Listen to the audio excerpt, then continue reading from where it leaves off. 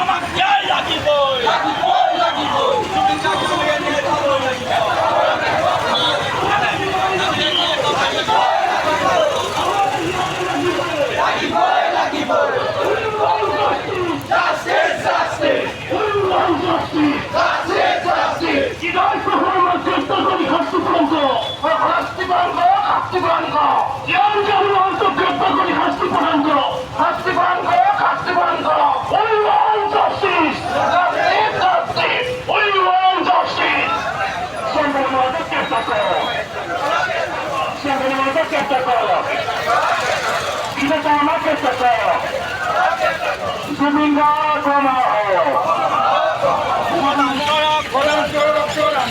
আমাক ন্যায় প্ৰদান কৰক We want justice. যোৰহাট নগৰৰ মাজমজিয়াত আমি মম শিক্ষা সমদল কাৰ্যসূচী ইয়াত গ্ৰহণ কৰিছোঁ আৰু এই কাৰ্যসূচী এইটো কাৰণে গ্ৰহণ কৰা হৈছে প্ৰাণৰ শিল্পী জুবিন গাৰ্গ ডাঙৰীয়া আমাৰ মাজৰ পৰা ইতিমধ্যে হেৰাই গ'ল। তেখেত হেৰাই যোৱাৰ পাছত যথেষ্টখিনি প্ৰশ্ন উদয় হৈছে আৰু এই প্ৰশ্নবিলাকৰ কিন্তু উত্তৰ আমি বিচাৰিছোঁ আৰু আমি তেখেতৰ মৃত্যুত আমি তেখেতৰ প্ৰতি আমি ন্যায় কামনা কৰিছোঁ। তেখেতে ন্যায় পাব লাগিব।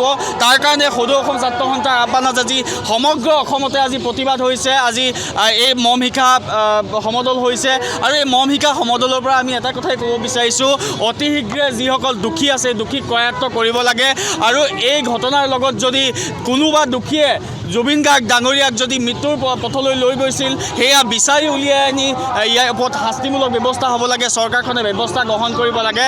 চৰকাৰৰ প্ৰতি আমি আহ্বান জনাইছোঁ যে ছিংগাপুৰত থকা অসম এছ'চিয়েশ্যনৰ যিমানখিনি মানুহ আছে সকলোকে অসম তথা ভাৰতলৈ লৈ আহিব লাগে। তেখেতসকল যিহেতু ভাৰতৰ নাগৰিক, তেখেতসকলক ভাৰতলৈ আনি তেখেতসকলক সোধা পোছা কৰি যদি তেখেতসকলৰ মাজতো দোষী আছে দোষীক কৰায়ত্ব কৰিব লাগে। শ্যাম কানু মহন্তকে ধৰি বিভিন্ন ধৰণৰ ব্যক্তিৰ নাম, হিৰাত্ত শৰ্মা ব্যক্তিৰ নাম ওলাই আছে। আমি কৈছোঁ যে তেখেতসকলকো কিন্তু গ্ৰেপ্তাৰ কৰিব লাগে। তেখেতসকলক এই তদন্তৰ আওতালৈ আনিব লাগে আৰু তদন্তৰ আওতাত আনি তেখেতসকলক সোধা পোছা কৰি কঠোৰৰ পৰা কঠোৰ, যদি তেওঁলোক দোষী হয় কঠোৰৰ পৰা কঠোৰ শাস্তি আমি কামনা কৰিছোঁ।